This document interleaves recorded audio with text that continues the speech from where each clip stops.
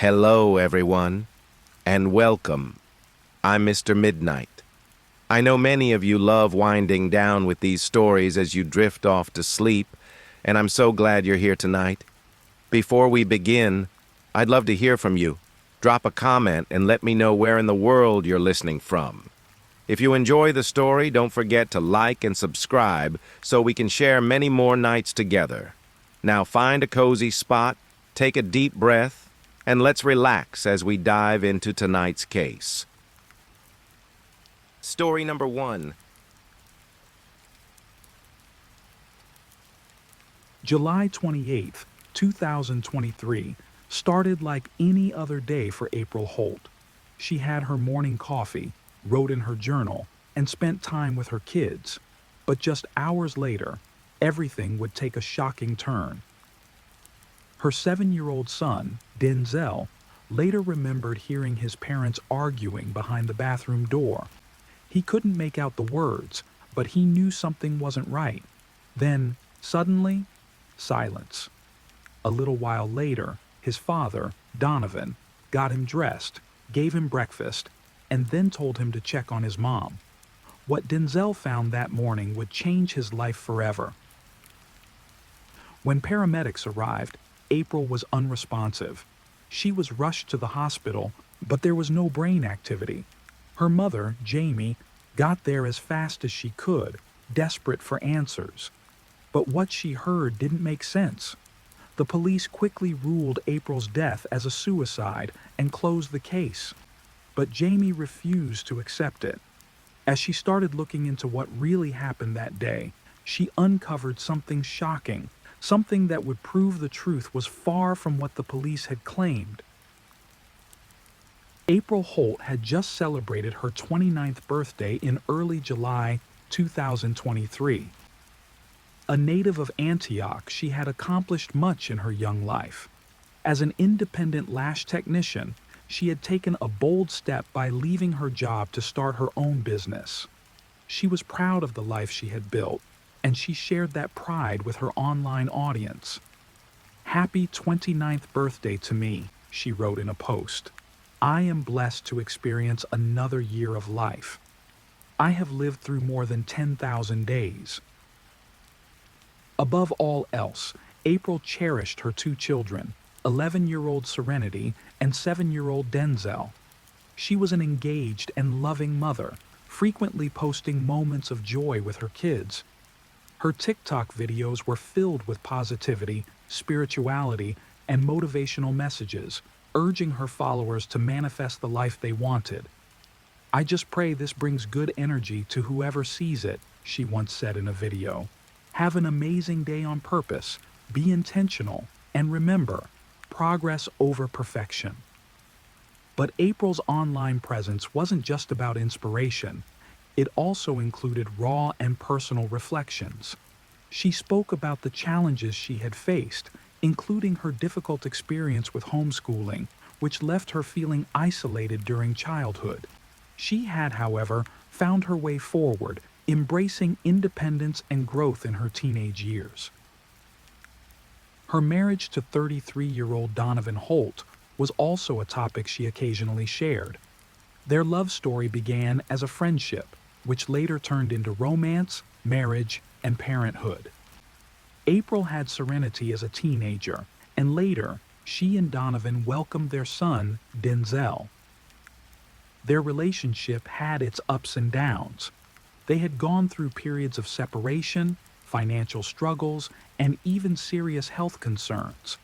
But April always framed their journey as one of resilience, overcoming challenges and coming out stronger on the other side.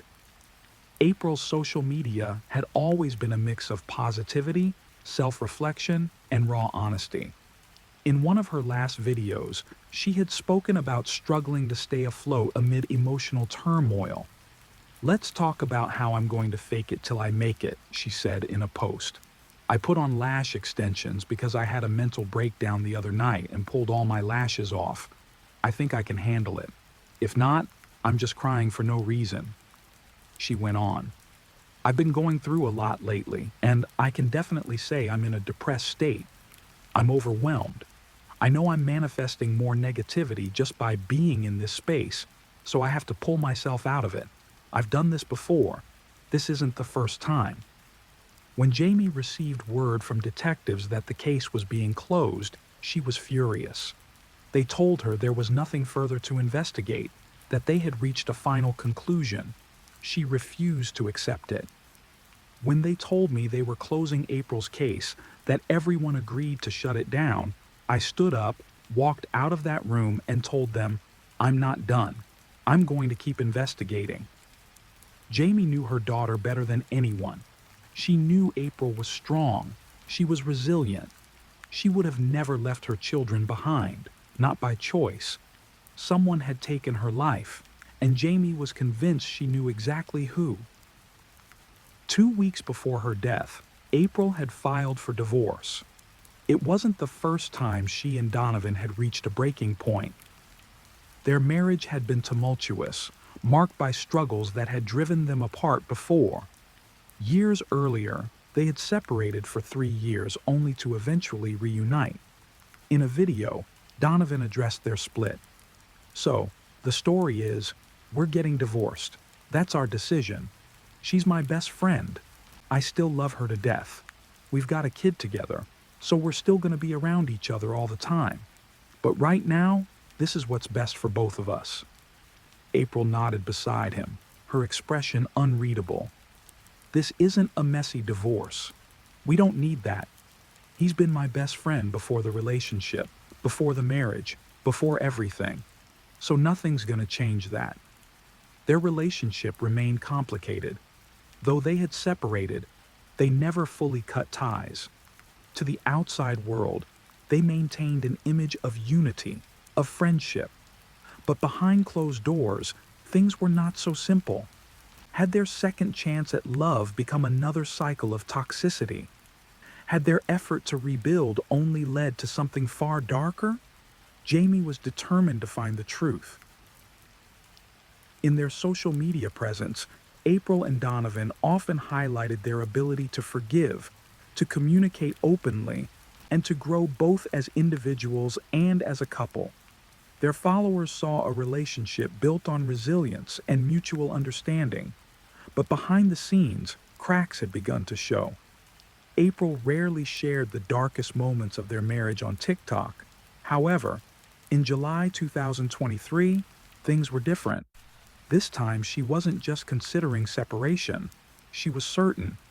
She told her mother that she was done for good. There would be no reconciliation. Donovan seemed to have come to a decision of his own. Jamie later discovered that just a week before April's death, Donovan had pawned his wedding ring. In one of her videos, April playfully lip-synced to the viral audio clip. I don't think I'm the drama. Maybe I am. Am I the villain? I don't think I'm the villain. Had she known how eerily relevant those words would become? On the morning of July 28th, the day she was found unresponsive, April followed her usual routine. She woke up, made coffee, and wrote in her journal. She kissed and hugged her 7-year-old son, Denzel. Then something changed. She and Donovan went into the bathroom and an argument erupted. The details of their fight remain unknown, but Denzel heard his parents yelling. He pressed his ear to the door, trying to understand what was happening. Though the words were muffled, he could hear the tension in their voices. He crouched down and peeked under the door. He saw both of their feet. Then, frightened, he ran to his room. Moments later, Donovan came in. He got Denzel dressed, gave him something to eat, and then asked him to check on his mother. That was when Denzel discovered April unresponsive. 911 was called. By the time Jamie arrived at the hospital, the prognosis was grim. April had no brain function, no blood flow. For 6 agonizing hours, the full circumstances of what had happened were unclear. Then, Jamie learned something that made her blood run cold. April had been found with a plastic bag over her head. Meanwhile, Donovan had left the hospital twice returning to their apartment for reasons unknown. On July 31st, 2023, April was officially pronounced dead. Jamie wasn't going to let her daughter's case be swept aside. She wanted justice. What followed was a battle that would consume the next phase of her life.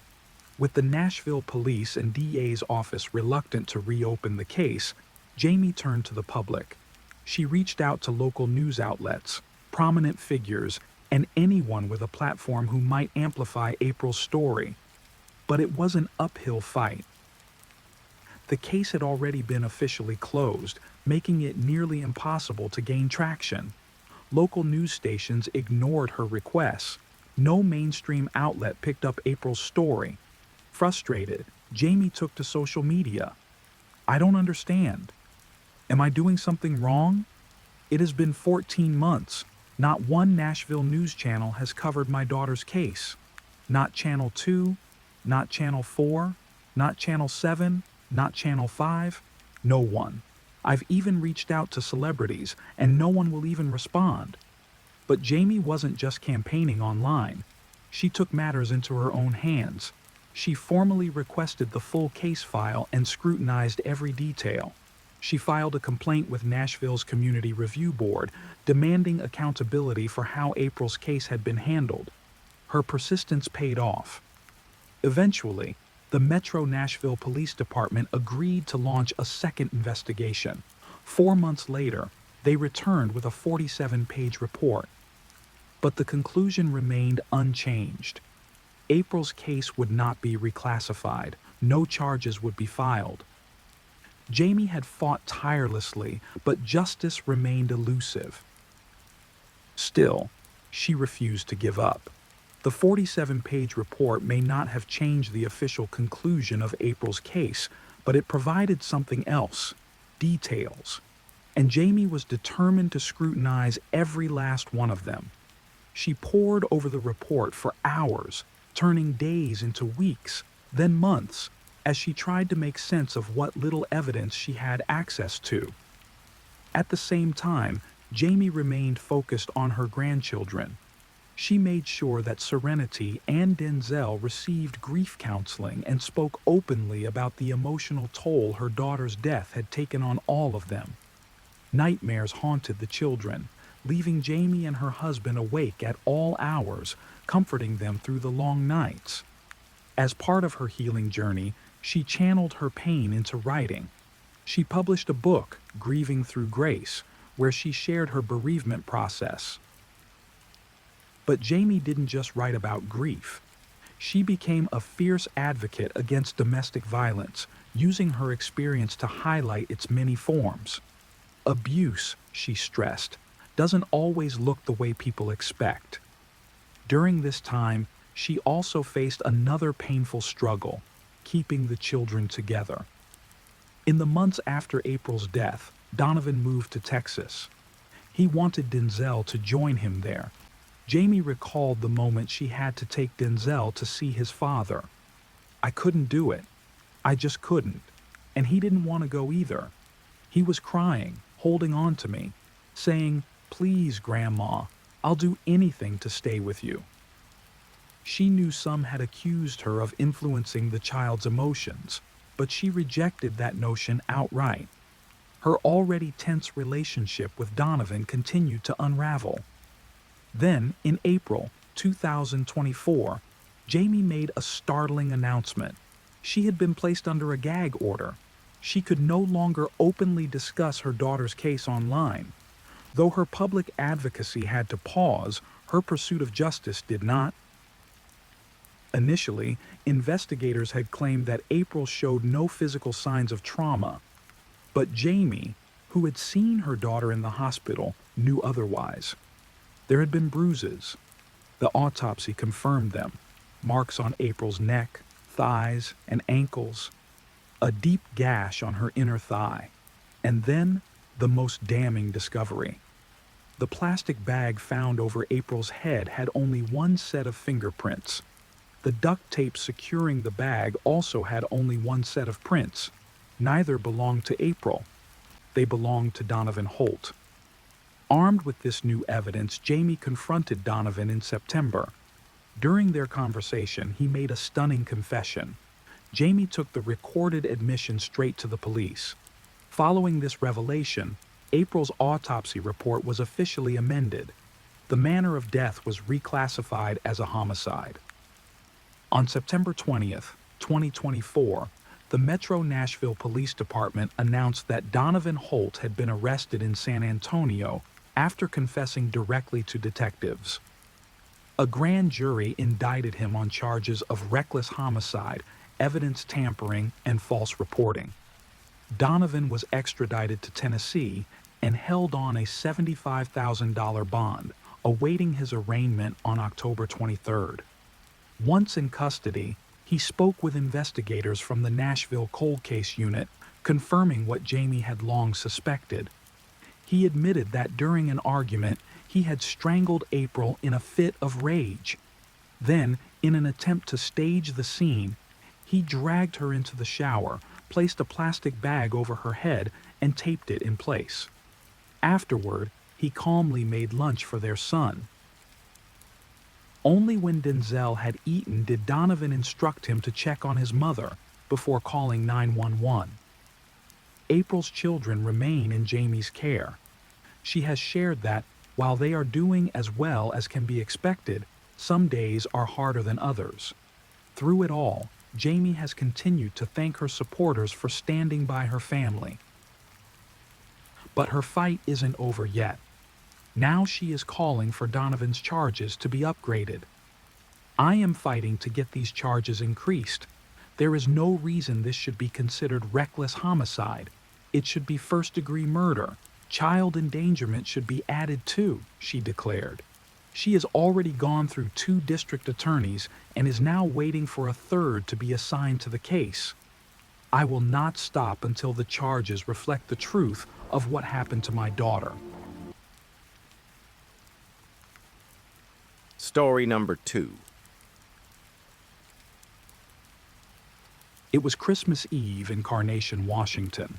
Inside the Anderson family home, the air was warm with the scent of pine and wrapping paper scattered across the table. Outside, the winter sky was fading, and the quiet country property sat tucked away behind a locked gate. By nightfall, the scene inside had changed. The tree still stood, lights glowing softly. But the living room told another story. The phone line had gone dead. Footsteps had stopped. And in the silence, the fate of 3 generations was sealed before anyone could call for help. What happened that night would leave a small community in shock and reveal a chain of events driven by resentment, betrayal, and something far darker. Wayne Anderson, age 60, was a respected Boeing engineer who had built not only a long career but also a solid, loving marriage with his wife, Judy Anderson. Judy, 61, worked for the United States Postal Service and was equally admired in their close-knit community of Carnation, Washington. For 31 years, the couple had shared a life together, raising 3 children, Mary, Scott, and Michelle. Mary, their eldest daughter, lived quietly in North Bend.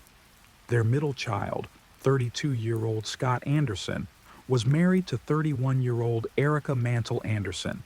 The young couple were devoted parents to 2 children, Olivia, age 5, and Nathan, age 3. Living in Black Diamond, about 25 minutes from Wayne and Judy, Scott worked long hours in construction to provide for his family, while Erica dedicated herself to caring for the children full-time.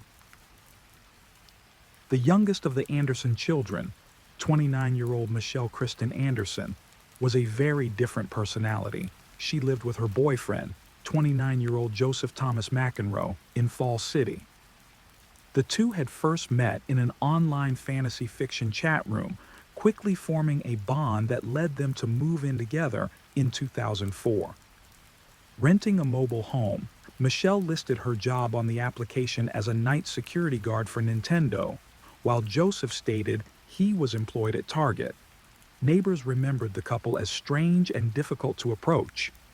Some noted they would avoid eye contact and react with hostility to the smallest perceived offenses, such as a car parking in their spot or a neighbor's pet straying into their yard. Michelle often called herself the black sheep of the family.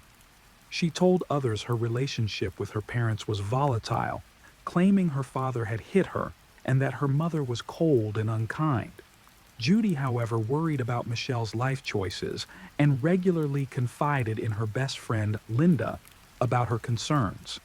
Judy made monthly trips to Michelle's home, always bringing food and necessities.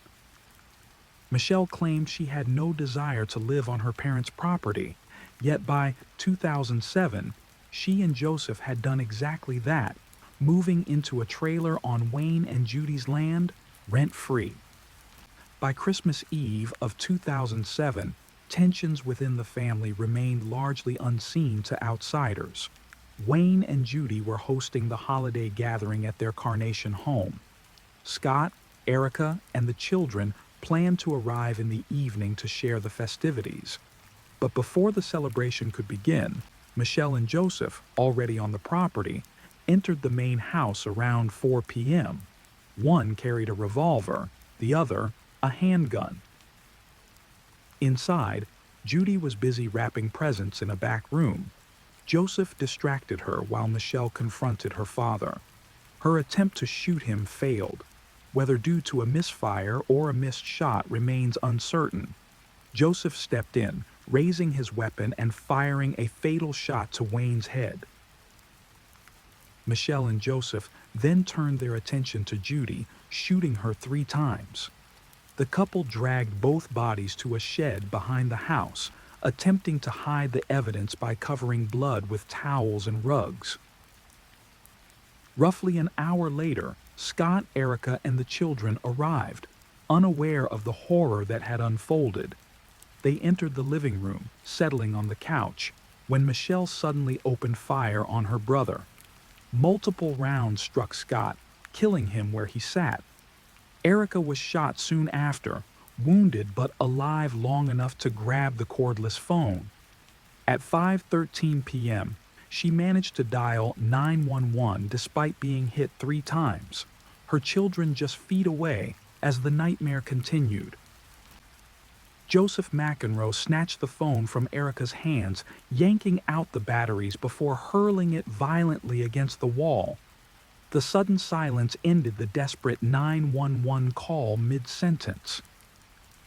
Erica's pleas for mercy filled the room, but Joseph raised his weapon and fired a single fatal shot to her head. She collapsed instantly.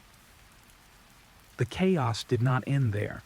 Joseph turned his attention to the children. 5-year-old Olivia was shot first, her life taken in an instant. Just moments later, 3-year-old Nathan, still small enough to believe in kindness, picked up the fallen phone batteries from the floor. In an innocent gesture, he reached out to hand them back to Joseph. Without hesitation, Joseph leveled the gun at the boy. Nathan was still clinging to his mother's chest when the shot rang out, killing him instantly.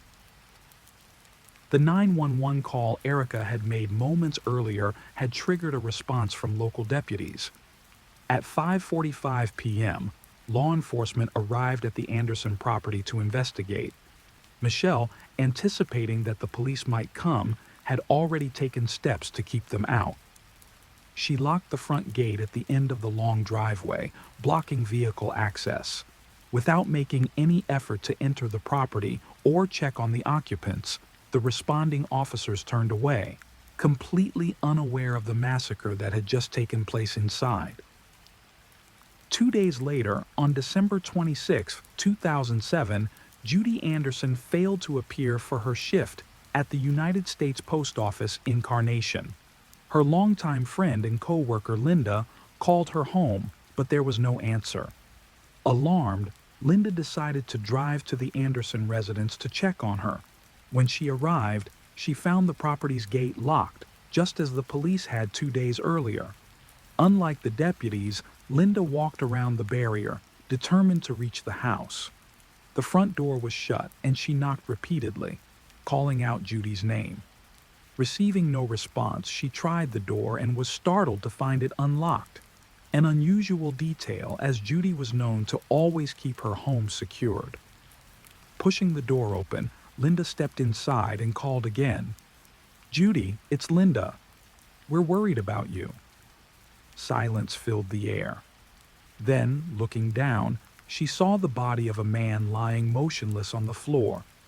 At first, she thought perhaps he was unconscious from carbon monoxide poisoning and instinctively prepared to drag him outside. But as she stepped closer, horror gripped her. He had been shot in the head. As her eyes adjusted, Linda saw more victims lying nearby. Realizing the enormity of the situation, she rushed to call 911, her voice breaking as she reported, "There's been a murder. There are 3 people dead that I can see right now. There's a baby, and a man, and a woman, and she's my best friend." By 9:30 a.m., King County Sheriff's deputies had arrived. Inside the house, they found the bodies of Scott Anderson, his wife Erica, and their 2 children. Nathan was still pressed against his mother's chest, as if seeking safety in death, while Olivia lay beneath her mother's body. All 4 had been executed with gunshots to the head.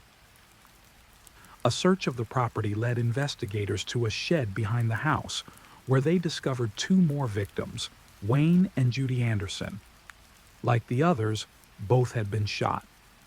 Hours later, at approximately 11 a.m., Michelle Anderson and Joseph McEnroe drove up to the crime scene.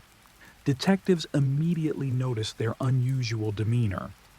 Michelle introduced herself as Wayne and Judy's daughter, explaining that she lived in a trailer on the property.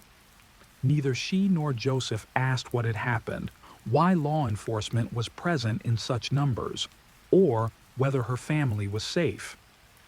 This lack of concern, amid yellow crime scene tape, a line of police vehicles, and a mobile command center, stood out sharply to investigators. Sensing that the pair were withholding information, detectives separated Michelle and Joseph for questioning.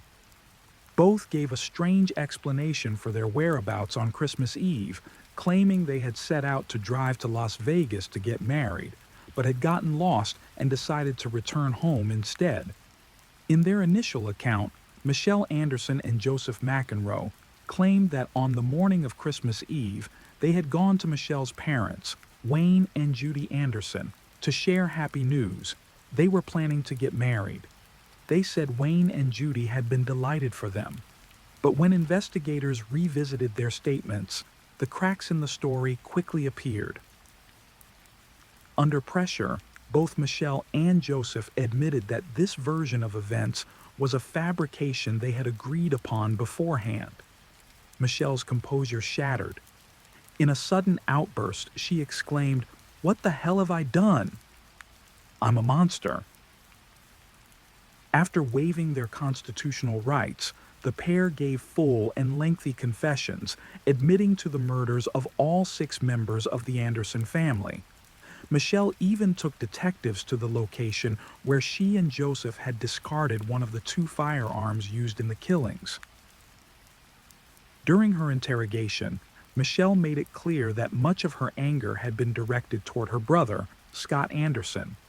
She described how their relationship had once been close, but had deteriorated after he married Erica. She alleged that Scott owed her a significant sum of money, approximately $40,000, stemming from what she claimed were multiple loans given to him over the years, the most recent several years prior. Michelle expressed resentment toward her parents as well, claiming they refused to support her in the dispute with Scott.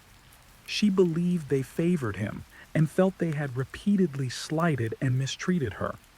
Adding to her grievances was her anger over Wayne and Judy's request that she and Joseph begin paying rent for the trailer and the land they had been living on rent-free for over a year. When detectives asked why she had chosen to kill her entire family, Michelle's response was chilling. She said she was tired of everybody stepping on. her and had decided that if her grievances were not resolved by December 24th, her plan was to eliminate them all. When pressed about the murders of Erica and the children, Michelle stated that she didn't want them living with the memory of what had happened and didn't want any witnesses. Joseph later told investigators that he had been the one to kill the children, explaining that Michelle had instructed him to do so because she could not bring herself to do it personally. They both repeated the claim that they did not want Olivia and Nathan to grow up with the trauma of witnessing their parents' deaths. With the confessions and the details of their motive established, the King County Prosecuting Attorney's Office formally charged Michelle Anderson and Joseph McEnroe on December 28, 2007, with 6 counts each of aggravated first-degree murder with a firearm. Despite their admissions, the legal process was slow and costly, dragging on for years. 10 months after the killings, in October 2008, the prosecutor announced he would seek the death penalty for both defendants. He cited the magnitude of the crimes, the murders spanning 3 generations, and the killing of 2 young children as factors that justified capital punishment. But this stance met resistance. The judge ruled against pursuing the death penalty, and the Washington governor later declared that no executions would take place while he was in office. Around this time, Michelle herself stated publicly that she wished to be executed. She described the decision as the hardest she had ever made, but one she felt was necessary to take responsibility for her actions. Years later, on September 5, 2013, the Washington State Supreme Court overturned the judge's ruling, reinstating the possibility of capital punishment. The prospect of execution appeared to change Michelle's stance. She withdrew her earlier statements and, with a new legal team in place, shifted her approach. Ultimately, both Michelle Anderson and Joseph McEnroe would be tried separately, nearly 7.5 years after the Christmas Eve massacre. Joseph McEnroe's trial began in January 2015. His defense team presented him as a man coerced into murder by his then-girlfriend, Michelle Anderson. According to the defense, it was Michelle who had harbored the desire to see her family dead, and Joseph was merely a tool in carrying out her plan.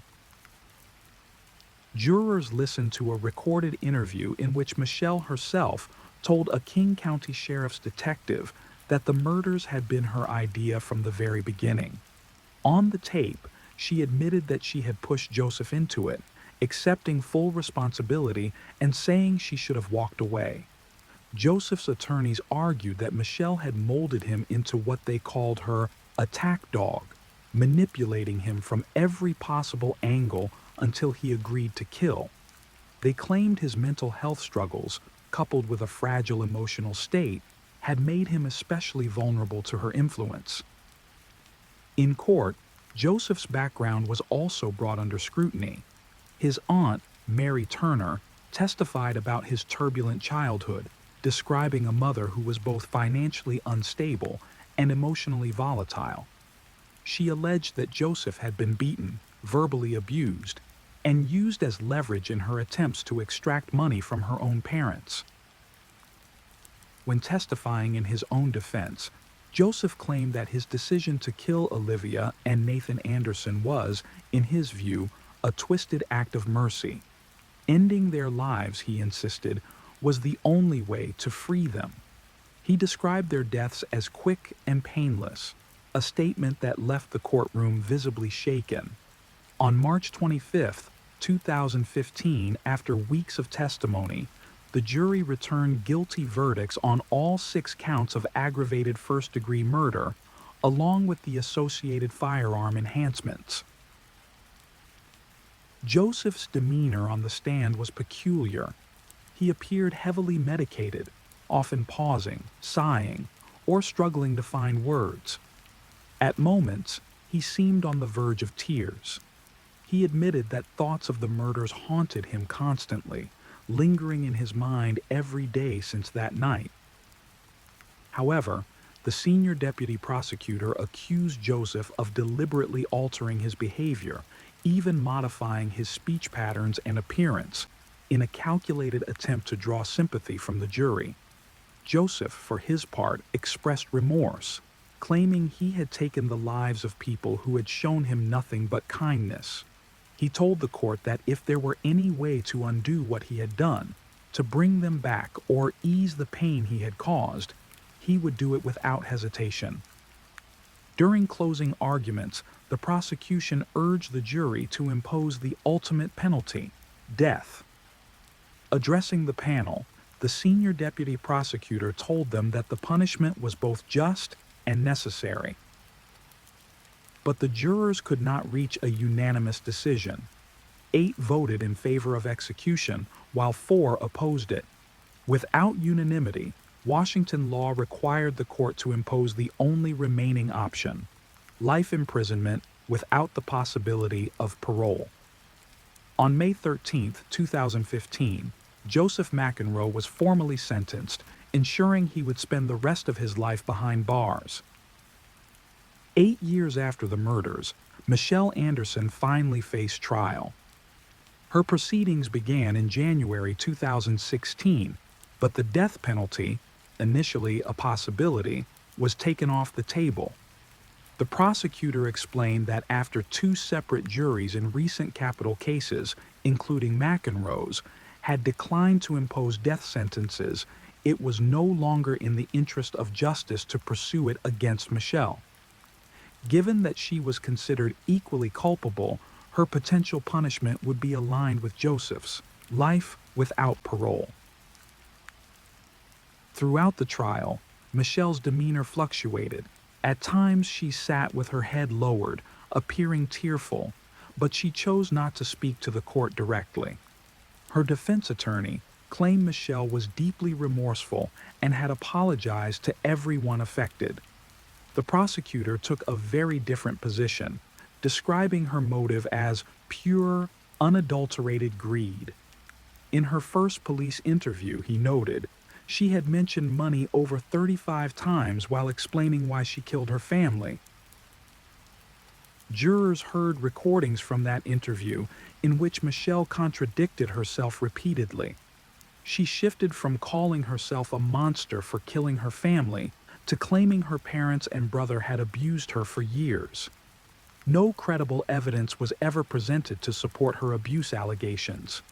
In reality, those who knew Wayne, Judy, and Scott described them as warm, compassionate people.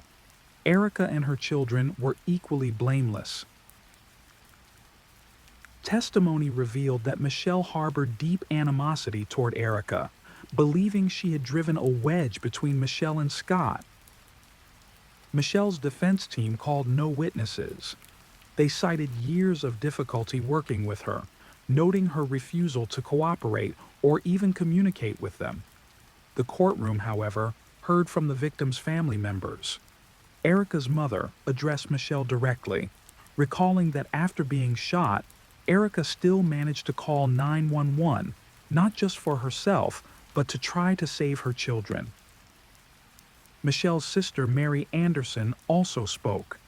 Her voice heavy with grief, she told Michelle that she would have the rest of her life in prison to reflect on her actions.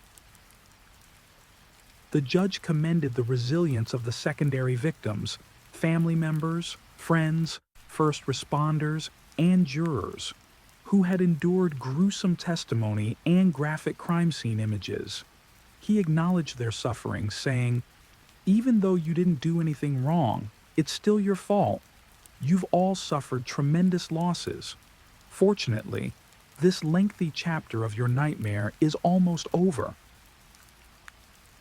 As the proceedings drew to a close, Michelle erupted, shouting at the judge and accusing her court-appointed attorneys of lying to her. She said she wanted to leave jail temporarily to hire private counsel, but her request was denied.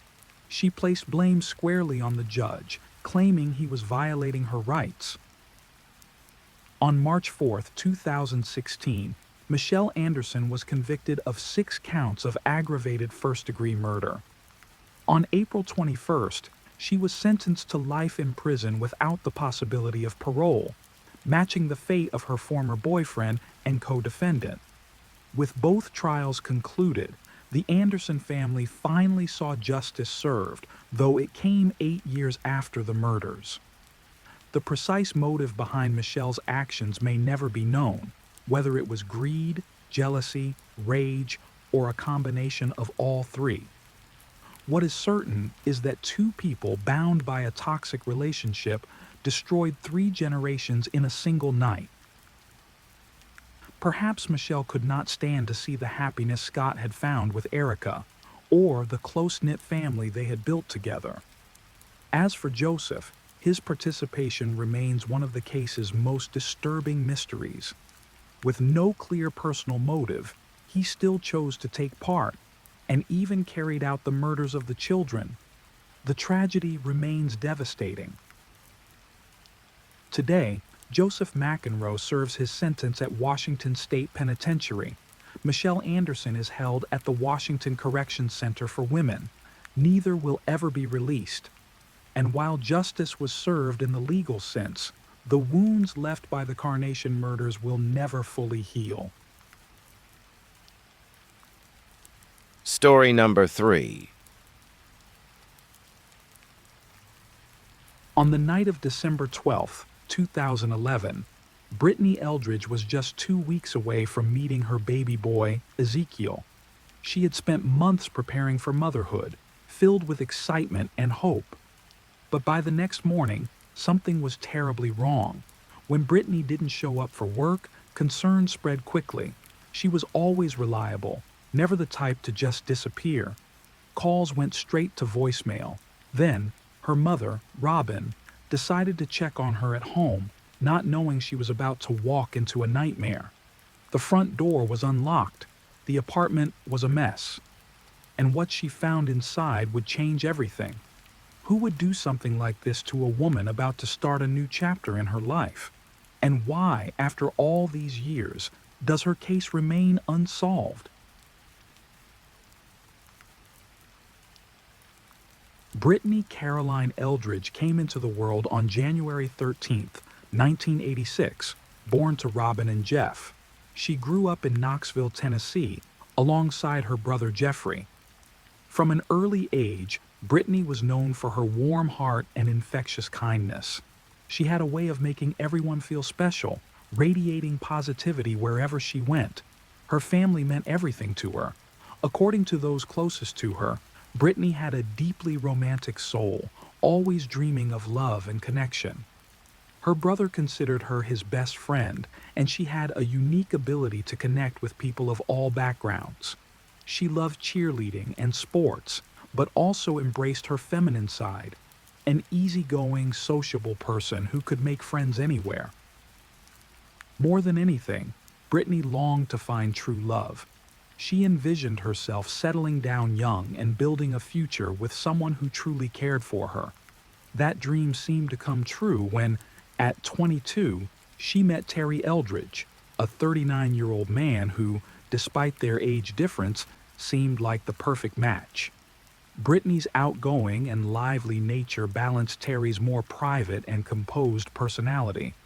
Their differences complemented each other, and within a few months of dating, they tied the knot. However, as time passed, cracks began to show in their marriage. The biggest issue was their stance on children. Brittany had always wanted to be a mother. It was her ultimate dream. But Terry had no desire to have kids, and while Brittany initially accepted this, it became a growing source of frustration. Complicating matters, their work schedules kept them apart. Brittany worked at Vanderbilt Mortgage and Finance, while Terry's job as a truck driver meant long, unpredictable hours. Though their marriage wasn't filled with dramatic fights, their connection gradually faded. 3 years into their marriage, as Brittany struggled with the growing emotional distance, someone new entered her life. Norman Clark, a co-worker at Vanderbilt Mortgage and Finance.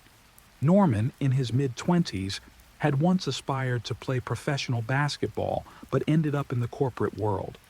Charismatic and easygoing, he and Brittany bonded quickly. They started at the company on the same day, and as Norman navigated his new role, Brittany often helped him find his footing. At first, their relationship was entirely professional, but as months passed, their conversations became deeper and their connection undeniable. Brittany, feeling unfulfilled in her marriage, found herself drawn to Norman. Before long, their friendship turned into something more, something they had to keep a secret. For months, Brittany and Norman carried on their relationship discreetly, meeting outside of work and keeping their communication private. But secrets rarely stay hidden forever. In February 2011, Terry discovered Brittany's affair. The betrayal devastated him, and after much heartache, he and Brittany decided to separate. She moved into her own place at the Cross Creek apartment complex on Western Avenue in Knoxville, while Terry initiated divorce proceedings. Now free from her marriage, Brittany and Norman became more open about their relationship. Their bond deepened, and life seemed to be taking a new direction until another unexpected twist emerged. Brittany had news that would change everything. She was pregnant with Norman's child. But there was a complication. Brittany and Norman never had an exclusive relationship. In fact, Norman himself described what they had as a casual arrangement, more of a friends with benefits situation than a committed partnership. What Brittany didn't know, however, was just how many women Norman had been seeing at the same time. During an interview, Norman admitted to being involved with at least 15 to 20 different women while he was with Brittany. To make matters worse, none of them were aware of each other. One of these women had even given birth to his child, meaning Brittany wasn't the only one carrying his baby. It was an unsettling revelation, though perhaps not entirely surprising. After all, a relationship that starts as an affair doesn't exactly begin with trust and honesty. But despite his questionable behavior, Norman had a soft spot when it came to fatherhood. When Brittany told him she was pregnant, his reaction was unexpected. He was thrilled. While Norman wasn't the type of man to settle down with one woman, he took pride in being an involved father. He had already been financially supporting his other child and seemed to take his role as a dad seriously. With Brittany's pregnancy, he was ready to step up again, just not as a lifelong partner. As Brittany's pregnancy progressed, she finalized her divorce from Terry and continued seeing Norman, though their relationship remained complicated. The two attended prenatal appointments together and even picked out a name for their baby boy, Ezekiel. For the most part, Brittany's life seemed to be falling into place. She was about to become a mother, the one thing she had always dreamed of. But just weeks before reaching that milestone, everything took a devastating and tragic turn. Brittany was due to give birth in December 2011, and up until then, she had continued working at Vanderbilt Mortgage and Finance. But on December 13th, just 2 weeks before her due date, she didn't show up for work. Her absence raised immediate concern. Brittany was known for being responsible, and if she had planned to take the day off, she would have let someone know. Given how far along she was in her pregnancy, her co-workers feared the worst, that something might have gone wrong. One of Brittany's closest friends and colleagues, Andrea, was also one of the few people who knew about her relationship with Norman. Sensing that something wasn't right, Andrea went to Norman and suggested that he contact Brittany's mother, Robin, to check in on her. Norman called Robin right away, asking if she had seen or heard from Brittany. The question sent a wave of dread through Robin. Something felt off. Without hesitation, she drove straight to her daughter's apartment at the Cross Creek complex on Western Avenue. When she arrived, an eerie feeling settled over her. As she reached for the door handle, she realized it was unlocked. The door creaked open effortlessly, sending a chill down her spine. Stepping inside, she was met with a disturbing sight. The living room was in complete disarray. Brittany's television had been ripped from the wall and lay shattered on the floor. Her purse had been dumped out, two laptops were scattered nearby, and the entire scene screamed of chaos. Robin's stomach tightened. She knew something terrible had happened. Before going any further, she did the only thing she could think of. She called 911. As she spoke to the dispatcher, she was instructed to check the apartment for Brittany and see if she was inside. Robin hesitated, but did as she was told, making her way down the hallway toward the bedroom. That's when she heard it, the faint sound of running water. Her breath hitched as she followed the noise, her heart pounding harder with every step. When she reached the bathroom, she slowly pushed the door open, and what she saw would haunt her forever. Brittany was there, lying lifeless in the overflowing bathtub. The sight was too much to bear. Overcome with horror, Robin ran from the apartment, unable to process what she had just seen. Moments later, the police arrived, securing the scene and confirming what Robin already knew. Her daughter was gone. Brittany had been strangled. Her injuries left no doubt that she had fought for her life. But the pain didn't end there. In the cruelest twist of fate, baby Ezekiel hadn't survived either. Authorities immediately launched an investigation. They removed Brittany's body for an autopsy, hoping forensic evidence would point to her killer. Meanwhile, her friends and family reeled from the devastating news, struggling to understand how something so horrific could have happened.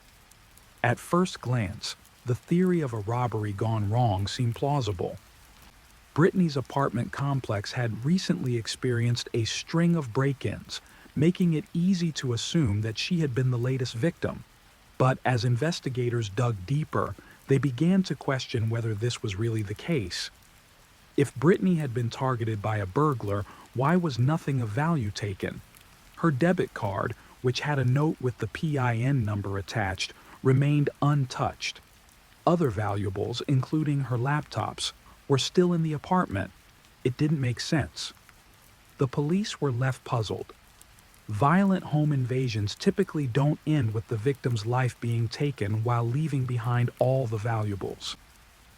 The more they examined the scene, the more it seemed like someone had staged the break-in.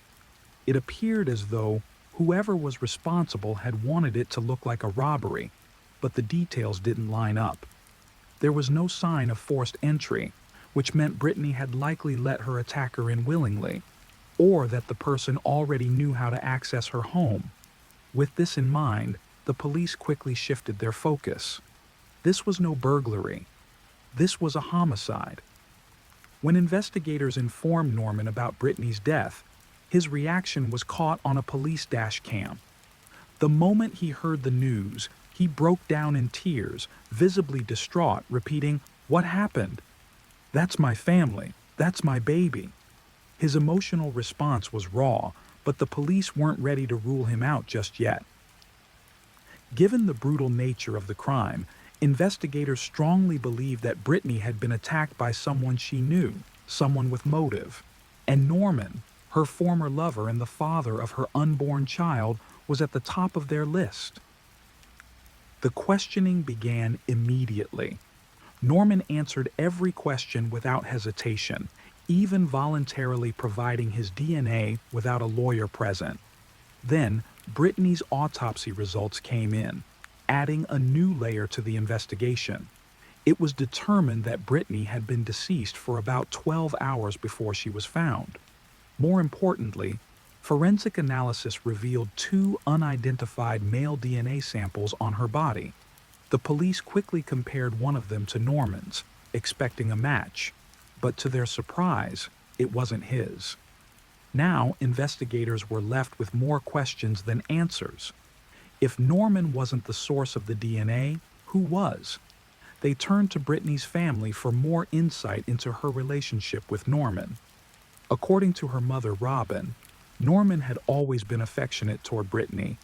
However, tensions had been building ever since Brittany announced her pregnancy. At the time, Norman had been struggling financially. He was drowning in debt, facing pressure from collectors, and even living in his parents' basement. The police couldn't ignore the possibility that the financial burden of another child had pushed him over the edge. But if Norman was responsible, how had he done it? Investigators needed to establish his whereabouts on the night of December 12th, the last time Brittany was seen alive. Text messages between the two showed that they had planned to meet at her apartment that evening to discuss their future and the baby. When questioned, Norman insisted he never made it. Instead, he claimed to have spent the night with another woman, Leanne Hahn. Leanne confirmed that she had heard Norman arriving at her home around 10:30 p.m. that night. However, phone records told a slightly different story. Norman's phone had been traced to the area near Brittany's apartment that evening. Then, at some point after 9 p.m., he turned his phone off. This raised red flags for investigators. Why would he suddenly go off the grid? And why was he near Brittany's apartment when he claimed he never went there? At the same time, police also investigated Brittany's ex-husband, Terry, but he was quickly ruled out. He had been out of town during the time of the crime, and his DNA didn't match the unknown samples found at the scene. Despite having no physical evidence directly linking Norman to the crime, police strongly believed he was involved. The motive was there. His phone records placed him at the scene. There was no forced entry, suggesting Brittany had let her attacker in willingly. But the presence of two unknown DNA samples complicated the case. Still, authorities moved forward. With their suspicions locked in on Norman, they arrested him and charged him with 2 counts of first-degree murder, one for Brittany and one for baby Ezekiel. Norman, however, pleaded not guilty. As his trial approached, it became clear that this would be no straightforward case. In fact, there wouldn't be just one trial, but 2. The first trial, held in August 2015, nearly 4 years after Brittany's death, was intense. The prosecution argued that Norman was overwhelmed with financial stress and saw Brittany's pregnancy as yet another burden. They believed that on December 12th, he had followed through on their planned meeting, attacked Brittany in her bathroom, and staged the scene to look like a robbery. The evidence seemed to support their claims. Norman had a clear motive. His phone records contradicted his alibi. There was no sign of forced entry, further suggesting that Brittany had willingly let her attacker inside. But one major issue remained: the DNA. If Norman had committed the crime, whose DNA had been found on Brittany? Prosecutors theorized that Norman hadn't acted alone. They suggested he may have had an accomplice, someone who had helped him carry out the attack. But without concrete proof, this remained speculation. Then, the trial took another unexpected turn. A key piece of evidence was introduced: Brittany's diary. Among Brittany's personal belongings, investigators discovered a diary, one that gave them an unfiltered look into her thoughts and emotions leading up to her death. The entries painted a heartbreaking picture of her relationship with Norman. She wrote things like, "I deserve better. He never asks how I'm doing or how the baby is doing. I miss the person he used to be. Why does he seem so secretive sometimes? I do have to wonder if he's seeing someone else or multiple people. I wish he cared about me like he used to." These words revealed a growing sense of disappointment and isolation. It was clear that Norman had changed after learning about her pregnancy. But did this mean he had a motive to harm her? The defense argued otherwise. They maintained that Brittany had been the victim of a burglary gone wrong, pointing to the unknown male DNA found on her body. Their biggest argument, however, was the complete absence of Norman's DNA at the crime scene. If Norman had physically attacked Brittany, they argued, traces of his DNA should have been left behind. Given the apparent struggle that had taken place, they found it unlikely that he could have committed the crime, cleaned himself up, disposed of any incriminating evidence, staged the scene, and left the apartment without leaving behind a single shred of forensic proof. The defense also pushed back against the idea that Brittany's diary indicated any real danger. While her words expressed frustration and sadness, they weren't evidence of physical violence or threats. To them, the prosecution was grasping at straws. After hearing testimony from Brittany's loved ones and other witnesses, the jury deliberated for nearly a full day before reaching a decision. But when the verdict was announced, it wasn't the closure Brittany's family had hoped for. It was a hung jury. 11 jurors believed Norman was not guilty, while one remained unconvinced. Without a unanimous decision, the case wasn't resolved, and the prosecution immediately decided to take Norman to trial again. For Brittany's family, it was another crushing setback. They had spent years searching for justice, and after all the effort, they were still left without answers. The second trial took place in 2017, with the same evidence, the same proceedings, and the same emotional weight. The only difference was that Norman had a new defense attorney. His first lawyer, Greg Isaacs, was replaced by Kit Rogers, a former Knox County prosecutor. This time, the jury deliberated for nearly 5 days before reaching a decision, and once again, they failed to agree. But there was a shift. In this trial, 11 jurors voted for a guilty verdict, while only one held out in Norman's favor. It was the opposite of the first trial. But since the decision wasn't unanimous, it was another mistrial. After 2 failed attempts to convict Norman, the prosecution faced a difficult choice. Could they try him again? Would it lead to a different outcome? In January 2018, the Knox County District Attorney General made the final call not to pursue a third trial, and just like that, Norman Clark walked free. Brittany's case remains open, but without new evidence, the chances of a retrial are slim. If stronger proof ever emerges, Norman could face charges again. But for now, he remains a free man. On December 21, 2011, Brittany and baby Ezekiel were laid to rest in the same church Brittany had attended since childhood. It was a day filled with sorrow as family and friends gathered to say goodbye to a young woman whose greatest dream was to be a mother, one that was cruelly stolen from her. The Knoxville community stood by Brittany's family, offering their support, but no amount of kindness could undo the devastation they had suffered. Years have passed, but the wounds remain open. To this day, no one has been held accountable for what happened to Brittany and her unborn son. Was Norman responsible and simply got away with it? Or is the real perpetrator still out there, their secret buried with time? Brittany's family continues to wait for answers, for justice, for closure. But as the years go by, the question remains, will they ever get it? Story number 4. It was a quiet February morning on the lake. Cold, calm, peaceful. A couple had gone out early to watch the sunrise from their boat. But just a few hours later, everything changed. A woman called 911 crying, saying her husband had fallen into the water. She didn't know where she was. She didn't know what went wrong.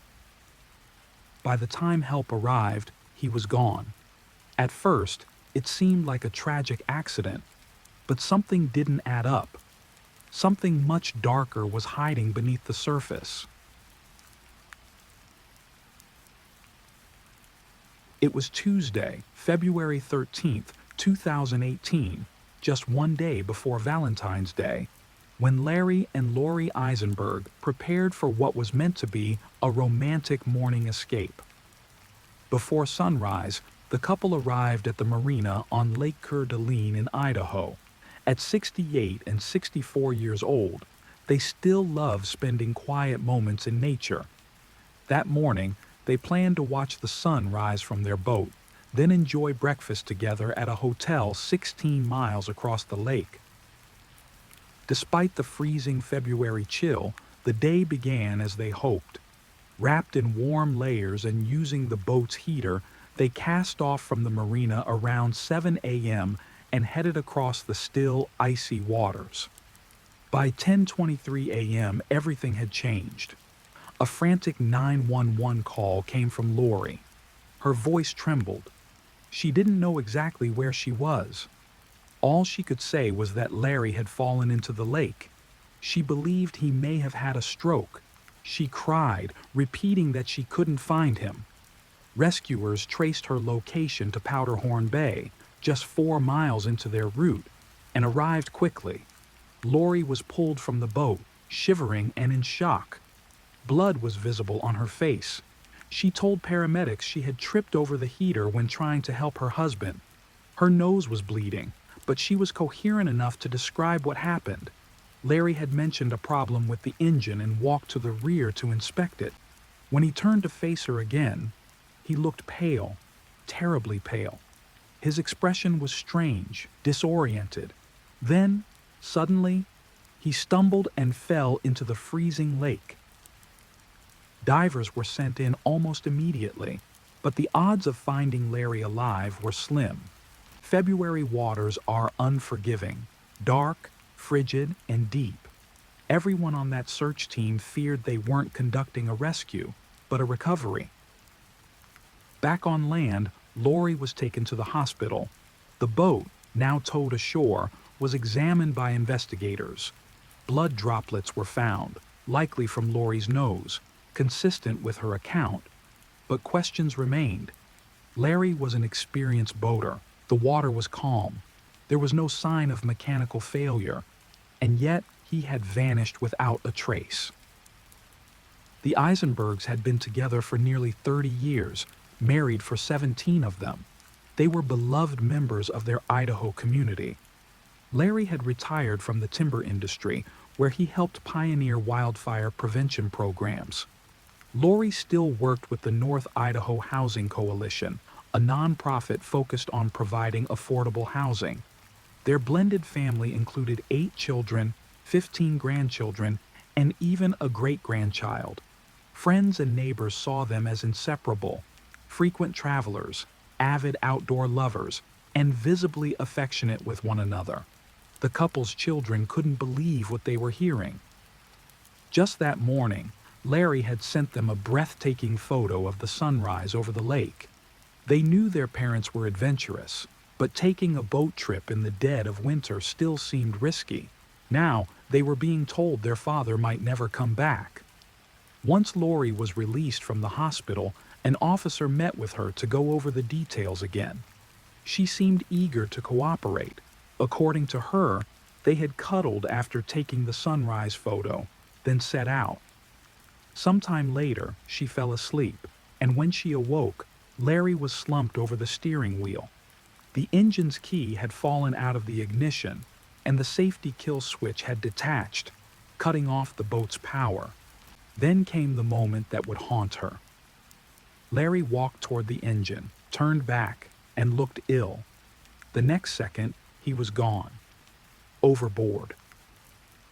But despite the emotional scene Lori painted, investigators weren't entirely satisfied. Something felt off. Lori's injuries were minimal, and while she was distraught, her version of events didn't fully explain how such an experienced boater simply disappeared. The water was searched for days. Still, no body. And beneath the surface, both of the lake and the story, lingering doubts began to take hold. Why had Larry, a man so careful and competent, fallen overboard so easily? Why did the engine suddenly stop? Why did Lori's nose injury happen at that precise moment? And why, most of all, were the answers not adding up? Lori said she froze. Her phone was back in the car. She didn't even know how to call for help. She thought Larry might have had his own phone in his pocket, but she wasn't sure. In desperation, she stayed put, not wanting to drift too far from where she last saw him. She sounded the boat's horn repeatedly, hoping someone might hear. After what felt like an eternity, she reached for a blanket, and that's when she saw it. Larry's phone. With trembling hands, she dialed 911. The memory of that moment haunted her. Just a few weeks earlier, the entire family had been in Florida, enjoying what seemed like the perfect vacation. The sun, the ocean, the laughter of grandchildren. Larry had even managed to check off a dream, watching the launch of the Falcon Heavy rocket. He felt off near the end of the trip, exhausted, shivering, but by the time they returned to Idaho, he had improved. They were making plans again, this time for an extended RV trip along the West Coast. But something had changed in Lori. She had insisted they return to Florida, again, despite just getting back. Larry, as always, didn't argue. If it made her happy, that was enough for him. Then came the boat ride, the accident, the disappearance. But what followed next made everything murkier. Only days after Larry's fall into the lake, police arrived at Lori's home, not with news of his body, but with a search warrant. They seized her computer and multiple documents. Shortly after, she was arrested, but not for anything related to Larry. Lori Eisenberg was accused of embezzlement and financial fraud. It had started just before their final Florida trip. An internal audit at the North Idaho Housing Coalition, where Lori worked, revealed inconsistencies, checks with missing authorizations, strange invoices, expenses that didn't add up. Lori explained it away as a mistake. She claimed she was trying not to burden the busy board members. She even asked to be let go. Instead, she was placed on paid leave while the board launched a deeper investigation. What they uncovered shocked them. Over the course of more than 2 years, Lori had embezzled nearly $580,000, and this wasn't a case of poor record keeping. According to the FBI, it was deliberate and sophisticated. She created fake companies, generated fake invoices, and paid them with nonprofit funds. These companies were registered in the names of her daughters. Another daughter, employed as Lori's assistant, was being paid a salary, yet had no job duties. In total, 4 of her children were tied to the scheme. And all of it had gone unnoticed, until just before her husband vanished into the lake. It's important to note, Lori and Larry had no children together. Both had been married before. Lori had 6 daughters, Larry, a daughter and a son. Larry was a man of principle. He valued honesty, modesty, and hard work. He didn't believe in buying what you couldn't afford. He raised his children to be careful with money, to earn everything themselves, and above all, to live honorably. Lori's background was different. She grew up in deep poverty, at times homeless, moving from place to place until someone kicked her out. As a teenager, she met Stephen, her first husband. At just 19, she married him, and over time, she worked her way up to professional success. Eventually, she landed a secretarial job at the same company where Larry worked. Both were married at the time, but business trips and time spent together led to a quiet, growing intimacy. Lori wanted to leave Stephen but didn't know how, so she began manipulating her daughters. She turned them against their father, encouraging them to push him away. Stephen, sensing the truth, confronted the situation. He knew his wife was having an affair. Eventually, Lori and Larry started a new life together. On the surface, they were a model couple, respected, affectionate, seemingly inseparable. But behind that facade, something darker was growing. But even in marriage, their differences were obvious.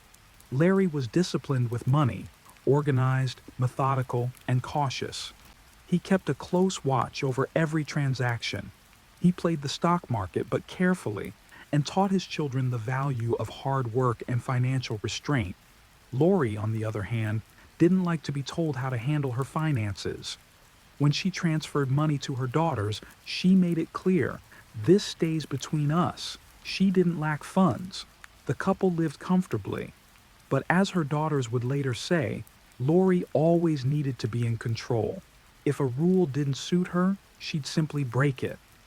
When she once lost a job and was barred from retrieving her belongings, she returned to the office in the dead of night and took what she believed was hers. So when she was arrested for embezzlement, some were shocked, but others weren't entirely surprised. Still, rumors began to swirl. Some neighbors even speculated that Larry wasn't dead at all, that the couple had staged his disappearance to vanish with stolen money. But while Lori sat in jail with bail set at $75,000, her one uninvolved daughter came forward and posted bail. She believed in her mother. She thought this could still all be explained. Meanwhile, the search for Larry continued. Air support, sonar scans, and dive teams. But Lori, the only witness, was oddly vague about where the accident happened. Her behavior also raised eyebrows. She'd laugh and make small talk one minute, then suddenly burst into tears. She told her daughters the police were trying to frame her. She wanted to sell the house and leave town as soon as possible.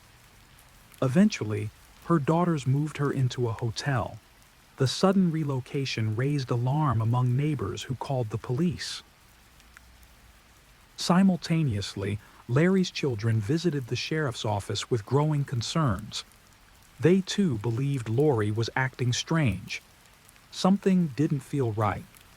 Then, on March 1st, just over 2 weeks after Larry went missing, a grim discovery confirmed their fears. His body washed up on the shore of Lake Coeur d'Alene. When investigators informed Lori, her reaction was chilling. She shut down. No tears, no questions. She refused to visit the sheriff's office to learn more. Something inside her seemed to switch off completely. Then came the autopsy results, and with them, a new layer of horror. Larry had not drowned. There was no water in his lungs. He had not suffered a heart attack or stroke either. Instead, toxicology reports revealed a lethal amount of diphenhydramine, better known as Benadryl, in his system. The typical therapeutic range for the drug is around 1,000 nanograms per milliliter. Larry had more than 7,000. He had been poisoned. Investigators now wondered, had this poisoning begun during their Florida trip when Larry felt so weak and ill? Was that moment of exhaustion and confusion truly the flu? Or had it been the first dose? Lori, now aware that police knew the truth, spiraled. She told her daughters she saw no way out. Either she'd go to prison for life or end her own life. But then her thinking changed. She didn't need to die. She just needed everyone to think she had. She told her daughters that they needed to say goodbye, that they would never see her again. She talked of ending her life, of disappearing for good. At first, it seemed she abandoned the idea. But then, on the day she was scheduled to appear in court for her financial crimes, Lori vanished. She didn't just miss her court date, she disappeared without a trace. For the daughter who had posted her $75,000 bail, it was a devastating betrayal. Now heavily pregnant with her third child and just weeks from giving birth, she not only lost the bail money, but was hit with another $17,000 in costs to locate her fugitive mother. The emotional toll was worse. She came to a painful realization: her mother was a manipulator. She had always cared more about her own comfort than anyone else's well-being. Then, just as suddenly as she had disappeared, Lori reappeared. She walked into the prosecutor's office with a new haircut and a tan, as if she had returned from a tropical getaway rather than a criminal manhunt. She seemed to believe that by turning herself in, the focus would remain solely on her financial charges. But detectives weren't finished with her. The investigator handling Larry's case seized the opportunity to question her. Lori refused to talk, at least not without a lawyer. But the evidence was already building. Police discovered that Lori had lied about one of the most basic details: the sunrise photo. She had claimed Larry took it and sent it to their children that morning. But metadata from the image proved otherwise. It was Lori who took the photo. And thanks to the iPhone's live photo function, investigators could hear audio captured during those moments. Larry's voice was audible. He was still alive. But not for long. In post-accident photos of Lori's purse, investigators spotted a juice bottle. They suspected Larry had unknowingly consumed the Benadryl with it. They tested the theory and were stunned. The pills dissolved fully in the juice within minutes, leaving no visible trace. Police now believed Lori had planned to drug Larry and stage a drowning, probably in deeper water where the body would never resurface. But the sedative worked too quickly, and Larry collapsed earlier than expected. Lori then drove the boat miles away from the actual location of his fall before calling 911, leading rescuers to search in the wrong place. But because the water had been shallower than planned, Larry's body eventually surfaced. When it did, autopsy results confirmed everything investigators feared. There was no water in Larry's lungs. He hadn't drowned in the traditional sense. He may have died from dry drowning, a fatal spasm of the vocal cords that shuts off the airway when water touches the throat, but not the lungs.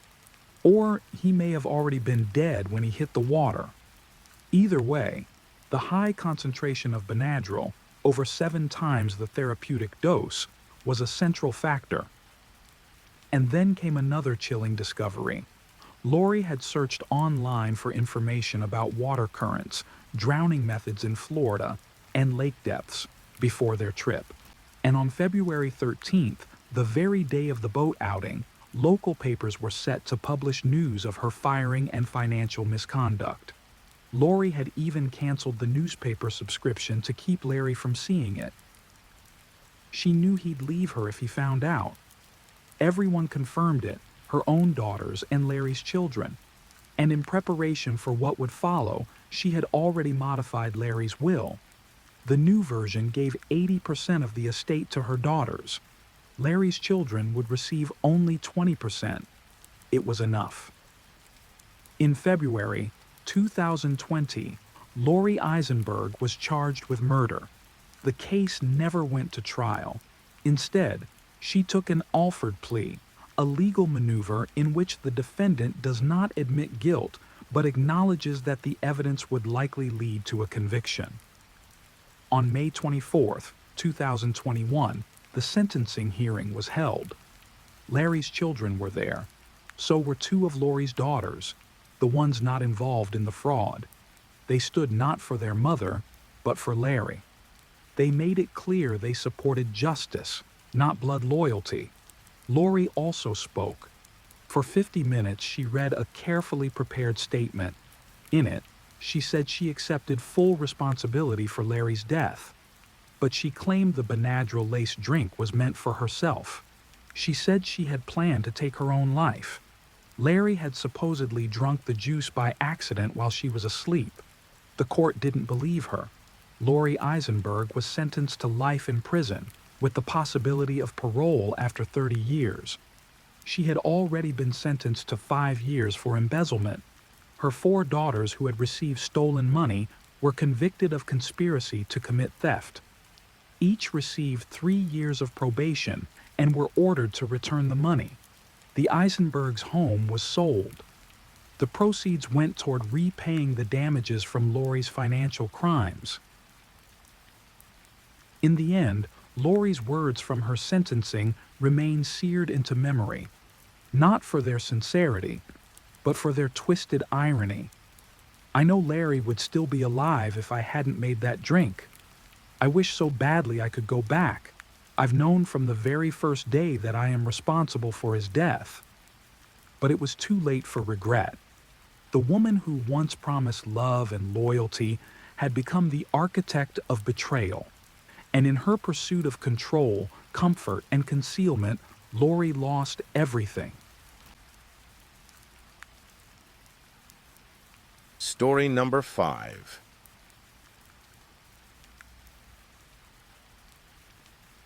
Just after midnight, a man in Balbriggan, Ireland called emergency services. He said his wife had fallen down the stairs and wasn't breathing. When paramedics arrived, they found 27-year-old Mary Goff lying at the bottom of the stairs, covered with a duvet. Her husband, Colin, stood nearby and said he had tried to help her. But right away, something didn't feel right. Mary's body was cold, too cold for someone who had just fallen. Her injuries didn't match what you'd expect from a fall. And Colin? He was calm. Too calm. What really happened to Mary Goff would shock everyone and reveal a disturbing plan that had been set in motion long before that night.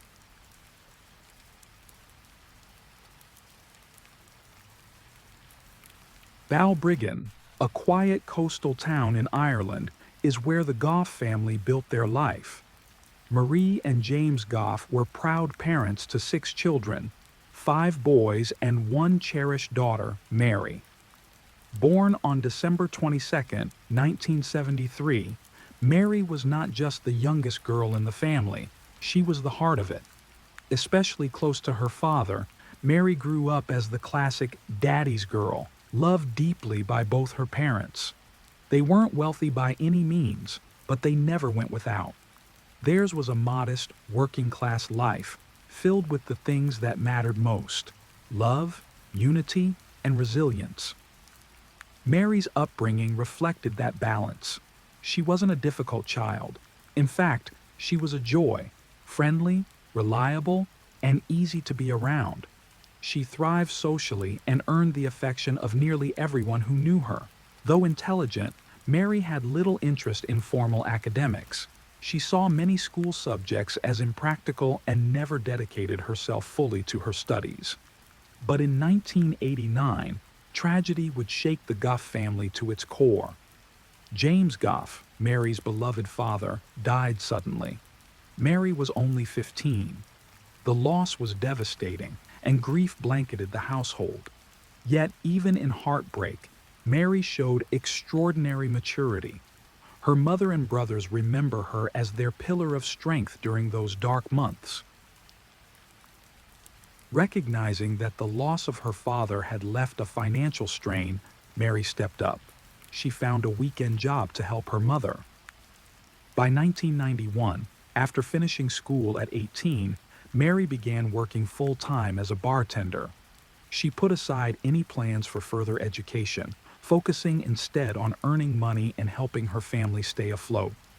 Life settled into a simple, steady rhythm: work, home, and time with friends. But in 1993, that rhythm changed when Mary met Colin Whelan. He was a regular at the bar where she worked. 2 years older and recovering from a leg injury, Colin often lingered at the bar. Their conversation started casually, but something about him intrigued Mary from the start.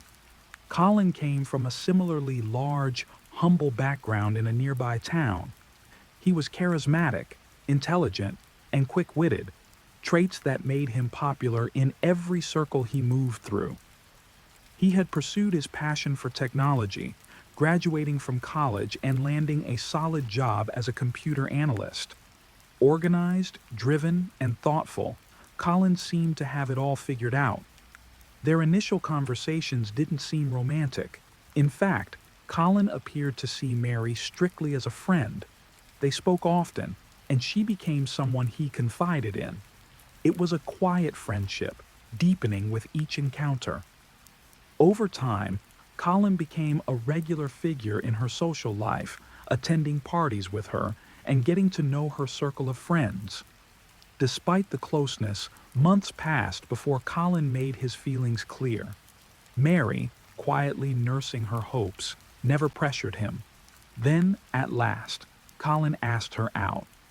One date led to another, and slowly, a romance began to bloom. Soon enough, They were introducing each other to their families. Mary's mother took to Colin immediately. He was polite, respectful, and clearly adored Mary. Her brothers too welcomed him as if he were one of their own. Likewise, Colin's parents appreciated Mary's warmth and authenticity. Their relationship seemed to impress everyone around them. Colin stood out as an ideal partner, responsible, ambitious, and dependable. He had his own car, a stable income, and savings, everything needed for a secure future. To Mary's family and friends, it was clear that marriage was only a matter of time. Mary, too, was hopeful. She dreamed of the moment Colin would propose, imagining a future filled with love, stability, and shared dreams. It was the next natural step in what seemed like a carefully built life together, one she had always quietly longed for. But behind every perfect picture, there can be shadows. Nearly 2 years into their relationship, and without warning, Colin ended things with Mary. He didn't offer reasons, no explanation, no dramatic argument, just a cold, clear decision, one that Mary never saw coming. She begged for clarity, even silently, but Colin provided none. His silence spoke volumes, and yet told her nothing. The pain of that ambiguity was brutal. Mary spiraled inward. She isolated herself, barely left home, and questioned everything. What had she done? Was it something she said? Something she didn't do? The night before he ended things, Mary had gone out with her friends. Colin had tried to reach her at home and she wasn't there. That detail began to haunt her. Was that the reason? Had she spent too much time with others? Was she being punished for enjoying herself? Even her mother, who had always seen Colin as part of the family, couldn't understand the sudden breakup. She picked up the phone and called him, hoping he'd at least be honest with her. But Colin was distant, nearly hostile. He offered no explanation, only saying coldly that it wasn't his fault that Mary was like that. Mary had no choice but to grieve the relationship and begin again. Slowly, painfully, she did. As time passed, she found strength in focusing on herself. Opportunities began to appear. She landed a job working on the film set of Rob Roy, and her natural ability to organize and coordinate stood out immediately. People admired her. She was efficient, focused, and pleasant to work with. So much so that she was offered another job on an upcoming project in Scotland. But Mary declined. Despite the offer being a clear sign of her professional growth, she chose to stay close to home. Maybe it was family, maybe it was comfort, or maybe, somewhere deep down, she wasn't ready to close the chapter with Colin completely. And fate, it seems, wasn't finished with them either. 6 months after their breakup, they crossed paths again. There were no dramatic declarations, but the connection was unmistakable. The pull was still there. They both felt it. This time, it was different. They approached the relationship with renewed clarity. If they were going to do this again, it had to be serious. And from the beginning, they talked about the future, not as a distant hope, but as a concrete plan. Mary found new stability. She took a job as a secretary at a law firm, where she once again impressed colleagues with her precision and efficiency. It was a role that fit her, allowing her to channel her strengths. Colin's own path was also steady. His work was thriving, and in 1997 he purchased a house from his grandfather. The couple moved in together, seemingly settling into the life they had once imagined. From the outside, things looked promising. They had careers, a home, and a renewed relationship. The natural next step was marriage. And Mary waited with quiet anticipation for the moment Colin would propose. But before that milestone could arrive, an event would cast a long, dark shadow over their lives. In 1998, Colin made a terrible decision. He got behind the wheel while under the influence and crashed into a neighbor's car. Inside was an elderly couple. The 61-year-old woman in the passenger seat was killed. Her husband survived, as did Colin, both physically unharmed. But the consequences were irreversible. Surprisingly, Colin wasn't charged with driving under the influence. Although initially investigated, the final verdict handed down was a conviction for careless driving. Colin paid a fine and walked away a free man. Throughout the ordeal, Mary stood by him. She insisted Colin was a good man, that the accident wasn't who he was. But there were troubling signs. Colin showed little remorse. He blamed wet road conditions, avoiding any personal accountability for the woman's death. To some, that denial was unsettling.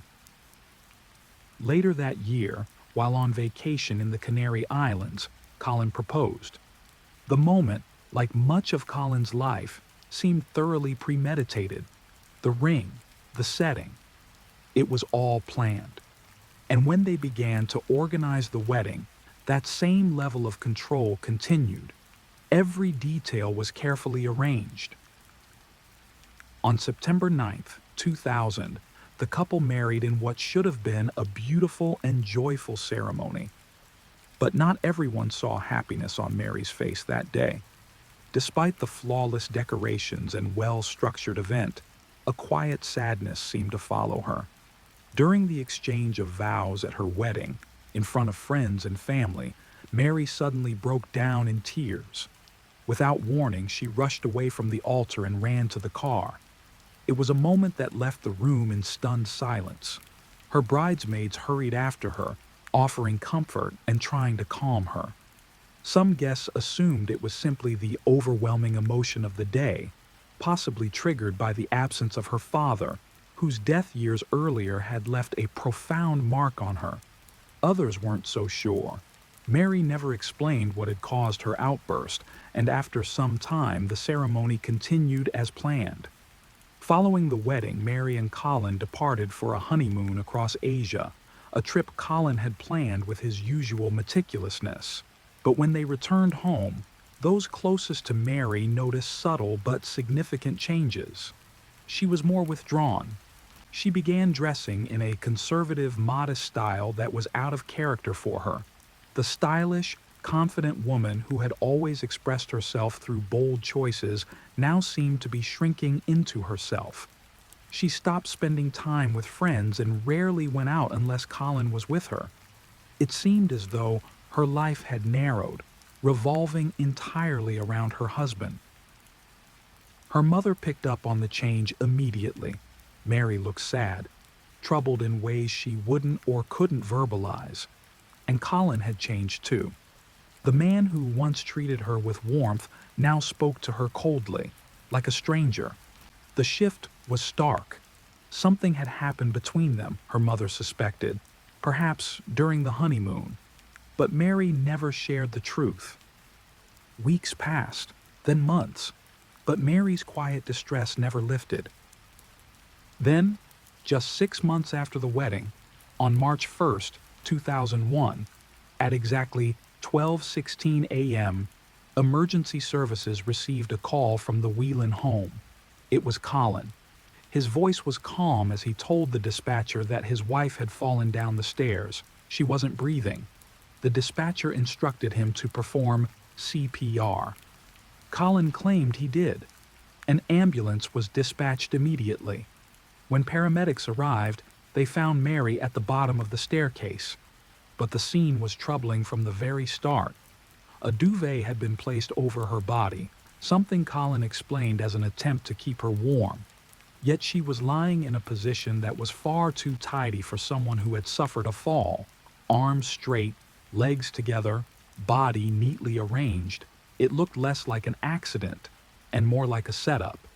The position alone made proper CPR nearly impossible, raising doubts about whether Colin had made any effort to resuscitate her at all. And then there was the temperature of her body. She was unusually cold for someone who had supposedly just fallen. Paramedics found it strange. Colin, meanwhile, stood nearby, repeating the same question again and again. Is she alive? His tone was emotionless, robotic.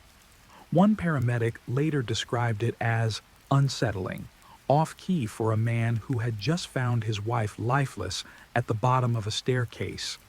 Despite their efforts, the medical team could not revive her. At the hospital, 27-year-old Mary Goff was officially declared dead. Colin arrived shortly after, having followed the ambulance in his car. He was asked to identify her body. Witnesses noted that he didn't flinch. He showed no signs of grief, no tears, no sorrow. It was as if he were looking at a stranger. Hospital staff, used to seeing families in distress, immediately sensed that something was very wrong. And then they saw the scratches. While Colin was signing documents, a nurse noticed fresh wounds on his torso, deep, red, and unmistakably defensive in nature.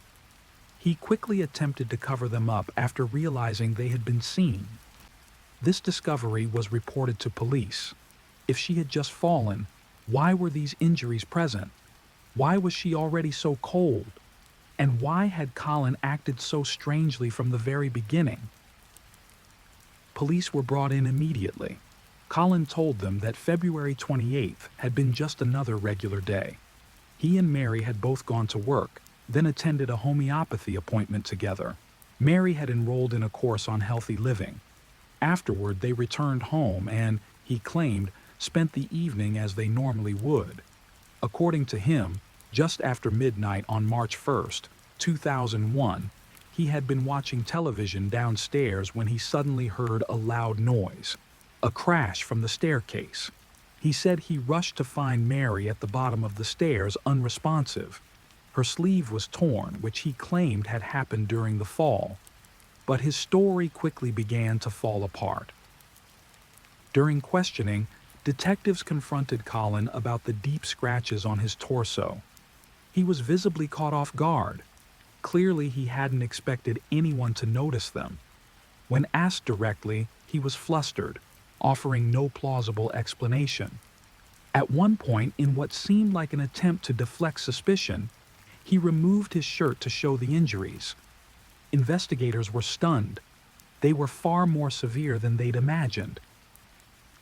When pressed further, Colin flailed for answers. He denied being in any kind of struggle, denied any argument or physical altercation. Then, almost laughably, he suggested the scratches might have come from Mary's blood during CPR, and even attempted to wipe them off in front of the officers, something that only made him look more guilty. Realizing Colin was stumbling, investigators eased off the interrogation for the moment, but the damage was done. They were now firmly convinced that Colin was lying. Mary's family, too, had begun to see through the facade. Colin's emotional coldness was unmistakable.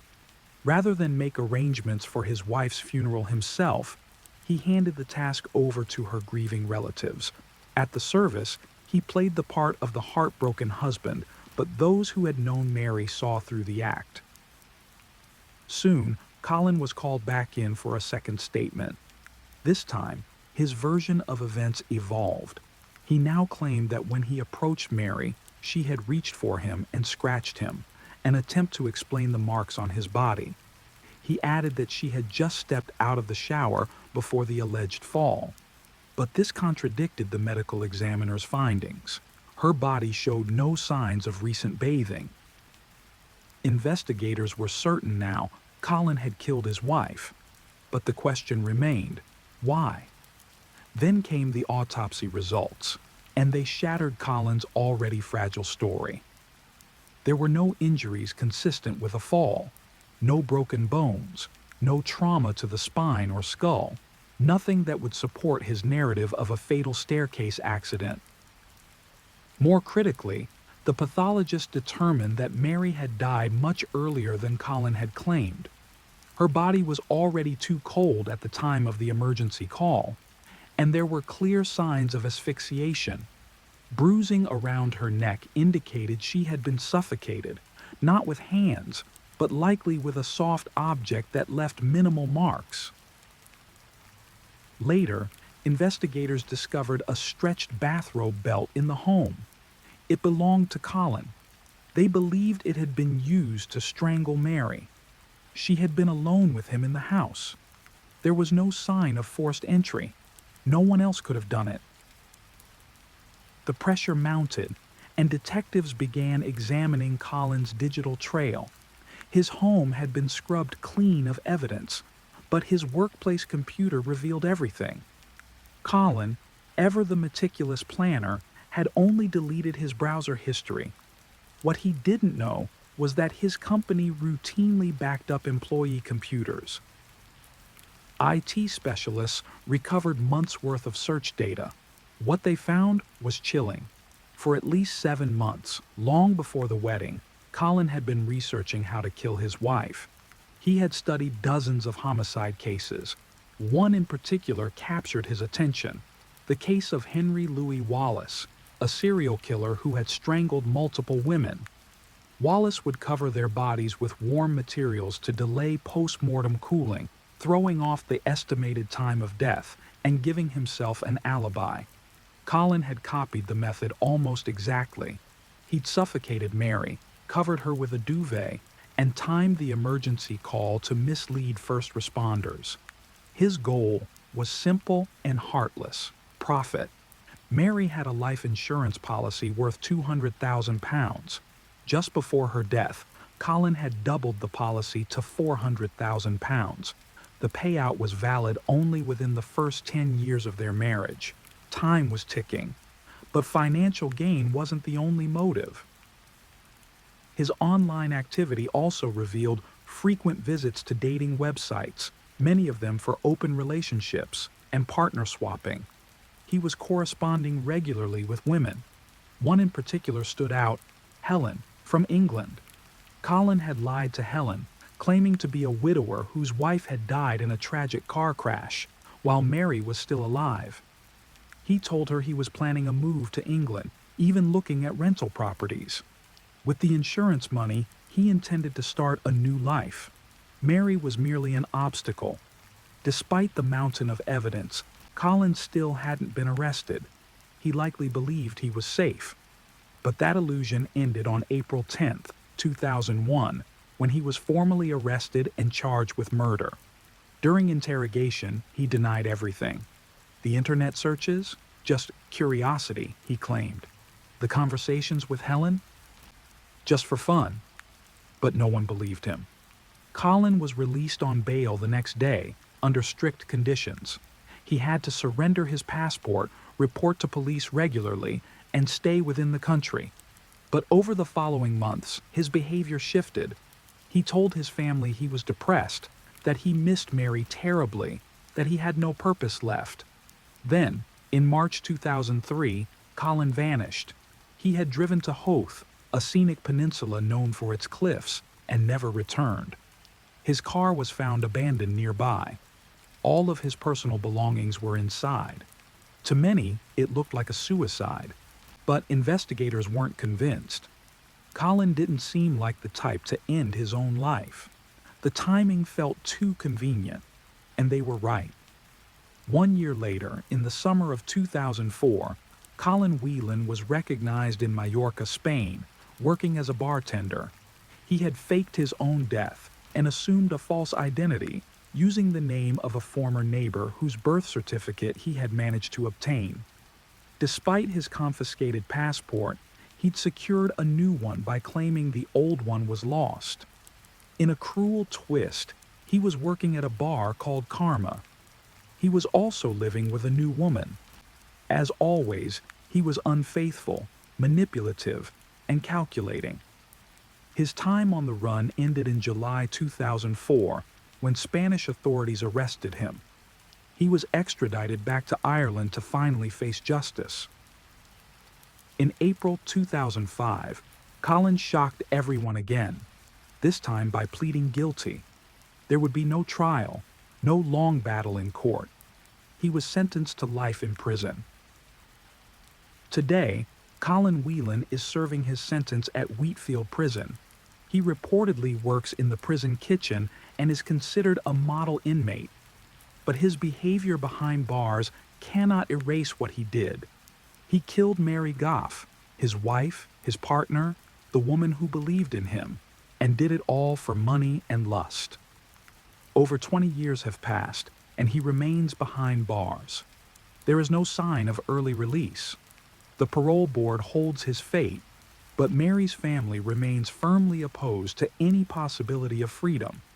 After all, Colin Whelan didn't just end a life, he planned it, profited from it, and tried to vanish. And some wounds, no matter how much time passes, never heal.